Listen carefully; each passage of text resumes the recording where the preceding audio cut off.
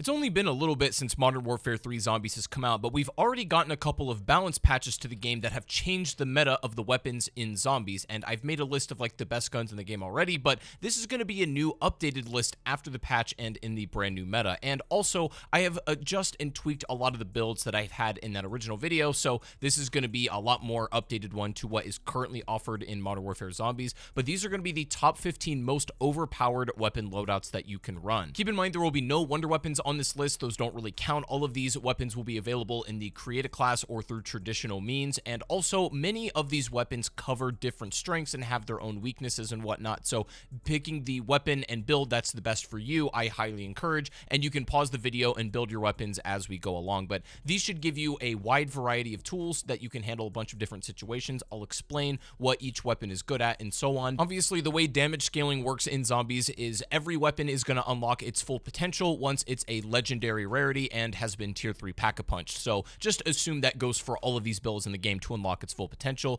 But that being said, just drop a like on the video, subscribe if this does help you out at all. It would be very much appreciated. Thank you, and it's completely free. But anyways, let's get into it. Coming in at number 15 is going to be the DG56, and this did make my list last video I made. However, I've slightly changed my build since that last one. However, I do feel that this is a burst rifle that's a little bit specialized, and I think it does great against mercs and regular zombies. It has a very solid damage output. The biggest changes I made actually were adding a different muzzle attachment that actually increases your hip movement speed, because I noticed that even though it's more built as a precision weapon and I think really shines in that capacity, it doesn't do too bad just being fired from the hip and using for crowd control, just trying to put bullets out and stuff like that. Obviously, it being burst fire, you're going to have to be on top of it a little bit more and paying attention to it, but I think it's a solid weapon all around. Not the fastest time to kill by any means, but incredibly consistent, and I think is a great like starter weapon, if that makes sense. It's not really like amazing at anything, or it doesn't kill it at any one particular instance, but it's pretty good for anything that the game is going to throw at it. Taking number 14 are going to be the WSP Stingers, which are the little brother of the Swarms, which we'll get to later. However, even though I don't think the Stingers quite have the same, magazine capacity, not quite the same DPS or damage output as the Swarms,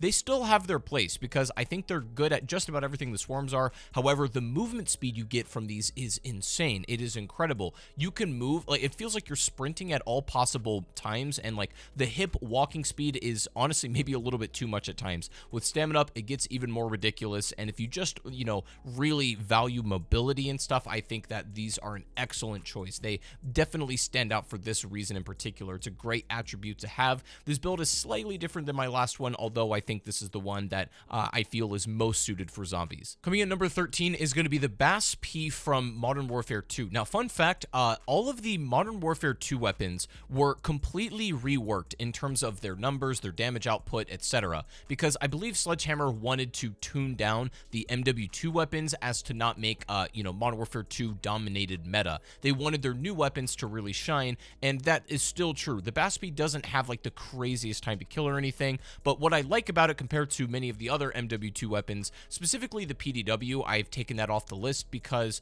that just didn't have the damage output that I was quite looking for. I think the Bass P does a lot better damage. It doesn't quite have the same magazine capacity, but it is insanely good at hip fire. Like, you don't even need to touch your aim down sights button at all with this weapon. So long as you have the right laser, it is unbelievably good at crowd control. It doesn't necessarily output the most damage to like elites and stuff, but if you're only doing contracts or certain activities with a mass amount of enemies, I think the Bass P is probably gonna shock you. I think it definitely will surprise you, and you'll never ever have to aim this weapon. It's just that good. It's pretty crazy, but a very solid weapon nonetheless. Moving on to number 12, we have the Holger 556. Again, an incredibly consistent assault rifle, very similar to the DG. However, this is not a burst fire weapon. This is fully automatic, and there's no way, to increase the fire rate. Unfortunately, it doesn't have the quickest fire rate in the world, but again, one of the adjustments I did make was changing the muzzle attachment, and this allows you to have that extra hip walking speed.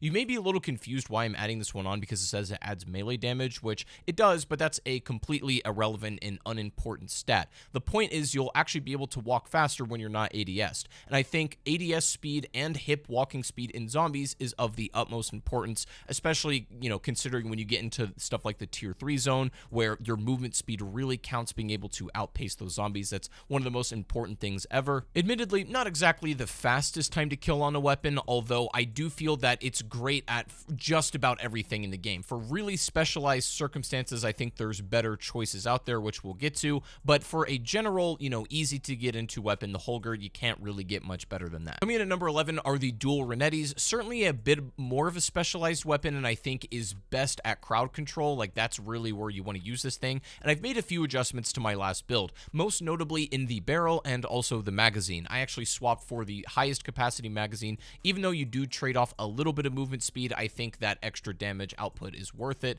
And also, I have changed the barrel because we're going to talk about an important stat a little bit later that I guess I kind of didn't consider, or also a lot of the new content in Modern Warfare 3 Zombies actually sort of requires this stat to be good. But basically, I changed the barrel on this. Even though I don't necessarily recommend it for a lot of the boss fights, it can be pretty okay at that, although I do think crowd control is still the Renetti's biggest strength. Probably the best like dual wield pistol insofar as like you can just dump out bullets, and obviously if you're using any of the Modern Warfare 2 weapons, the damage is just going to be a little bit lowered compared to something like this. So I think it's a very solid choice all around. Coming in at number 10 is actually a fairly new weapon that was not in the game when I made my last list, and this is the TAC Eradicator. I knew immediately the first time I played with this weapon that it was going to be the best LMG in the game. While there are some good ones, I do feel LMGs have somewhat struggled to find their place in the meta in Modern Warfare 3 Zombies, and that can be due to either just like a lack of fire rate, DPS, maybe an insanely slow reload time, which you just really can't afford in,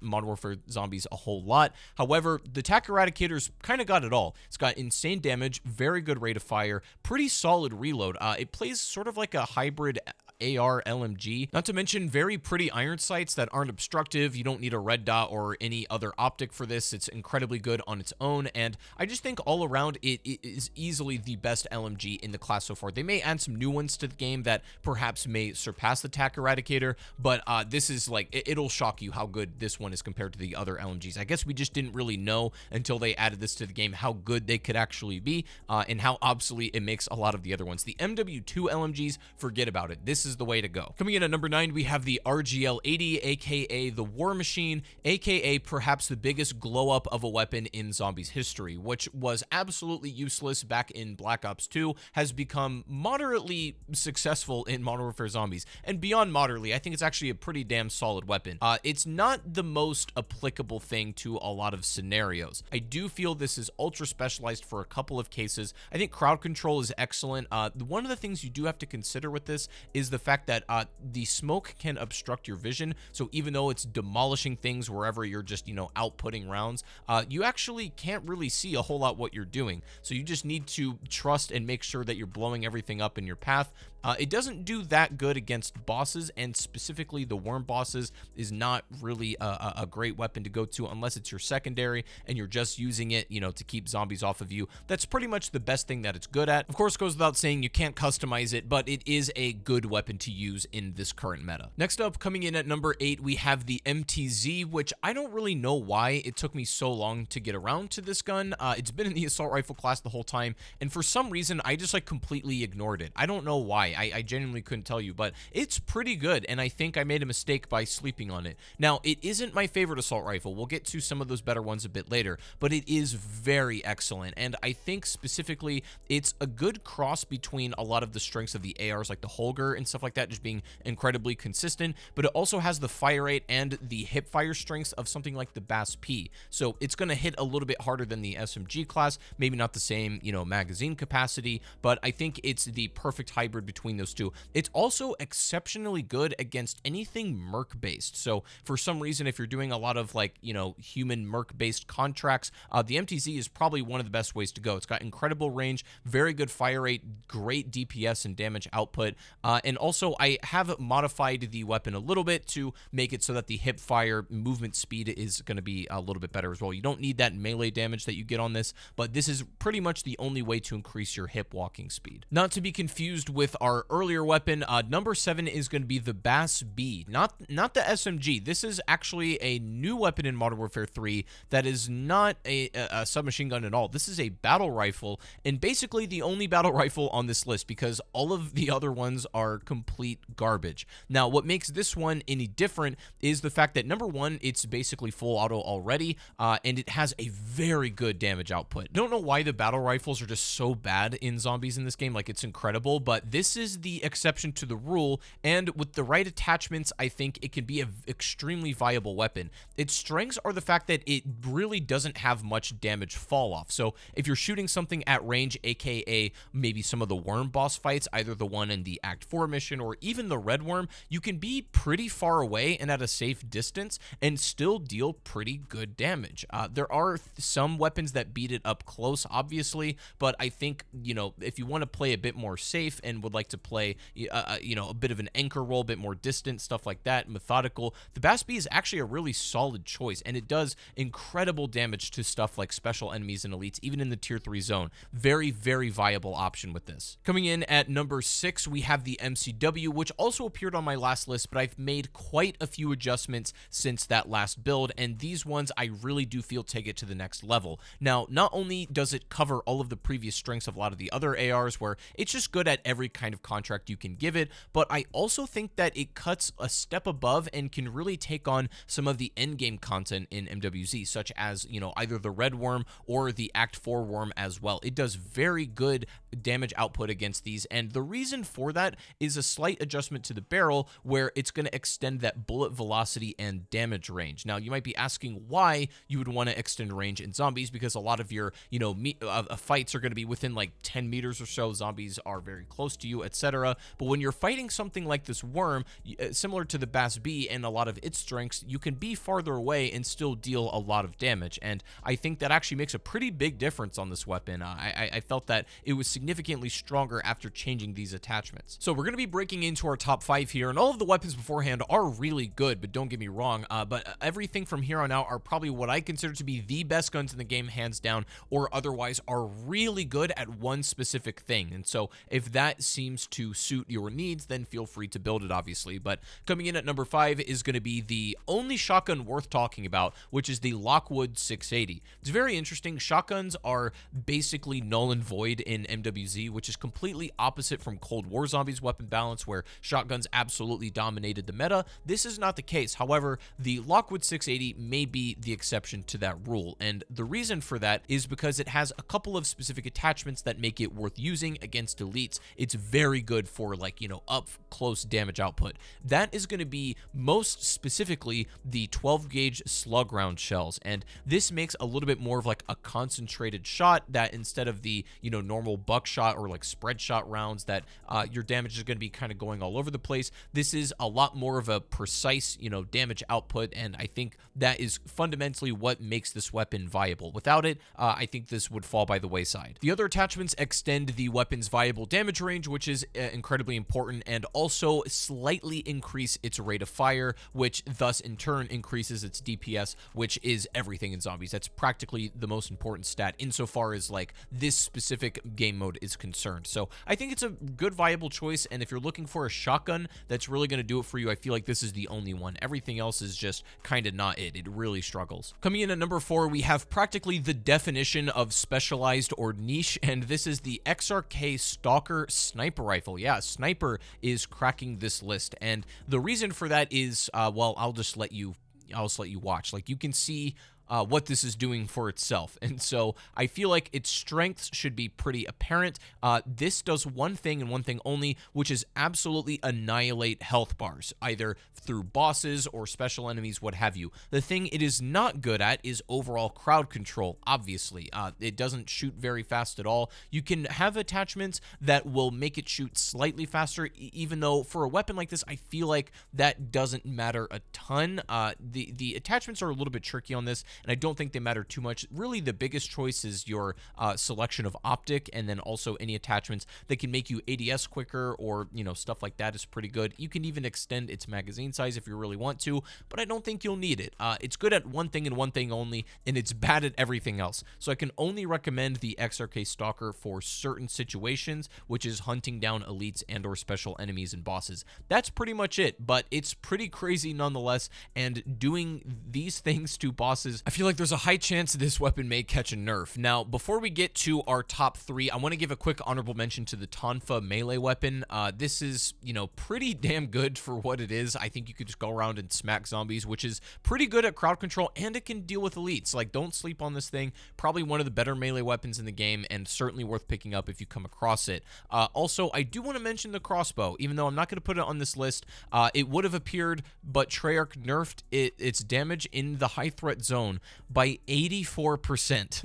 So the crossbow is not the king it once used to be, and I don't even really know is worth mentioning in the list as far as that goes. But I'll give it an honorable mention anyways. But now getting into our top 3. Starting us off here, we have the WSP Swarm, which is again the bigger brother of the Stinger, which, you know, for all of the Stinger strengths, I do feel all around the Swarms are going to be the better option, and they are good at just about everything, which that includes crowd control, that includes dealing with elites and special enemies, and even taking out bosses. I've beaten both the Red Worm and the Act 4 Purple Worm with these weapons alone. You don't need a Wonder Weapon required. Like, these things can really do it all. And again, I've slightly changed the build, and its barrel is going to be a little bit better for range, because I did notice that being a slight weakness, specifically fighting the worm bosses or anything outside of like maybe 50 meters, it can fall off a little bit, but otherwise I do feel like that helps pick up its weakness, and this is the overall best meta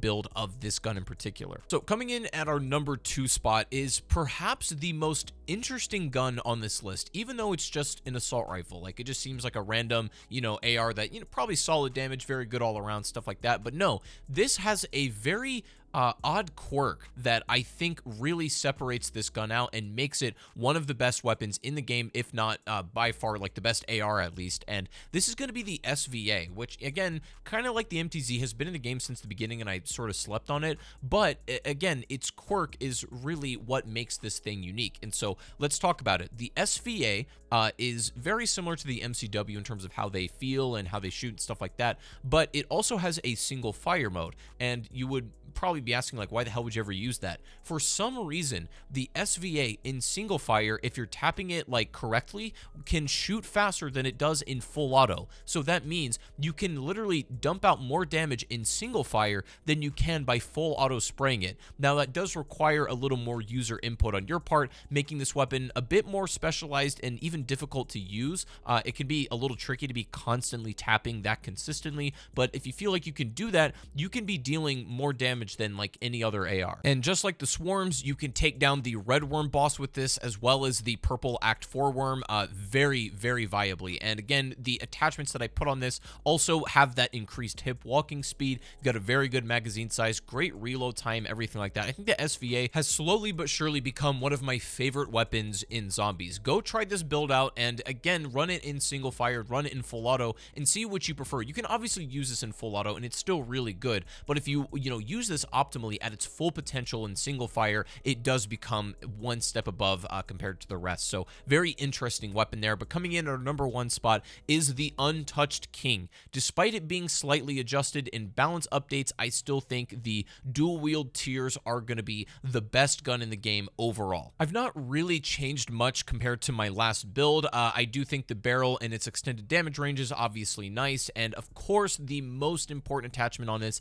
is the akimbo and the snake shot rounds. You can have the extra, fire rate trigger, which again, I think you do need for that damage output, but obviously you can feel free to experiment with the rest of this stuff. The other attachments are pretty much a non-negotiable for the tier, and also they can really do anything you want. You can kill both worms with this, any elites, any bosses, etc. Like, this is, I still think, despite all of the changes and adjustments, even though it did catch like a little bit of a nerf, it wasn't the same thing as like the crossbow getting nerfed into the literal ground. The tiers are also probably your best bet in the tier 4 zone, or aka the Dark Ether, as these zombies are insanely strong, so you need something to keep up with them. Fully upgraded legendary tiers are going to have no problem dealing with those sorts of zombies. So I still feel like these are the kings currently in the meta, and you should absolutely have a class running some of these. But anyways, these are the top 15 best weapons in MWZ. I hope you guys enjoyed. Subscribe if you did, leave a like on the video, and yeah, I will see you guys in the next one. Happy New Year, Merry Christmas, and I'll see you guys soon. Peace out.